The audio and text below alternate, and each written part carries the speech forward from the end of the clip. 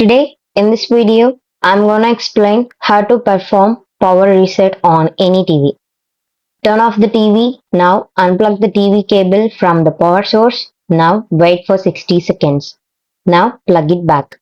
If it is not working, then turn off the TV.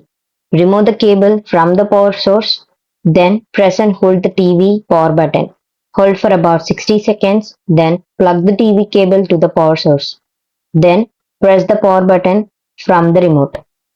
By following these steps, you can perform power reset on any TV. This video helped you out, please leave a like and comment down below. If this worked for you, thanks for watching.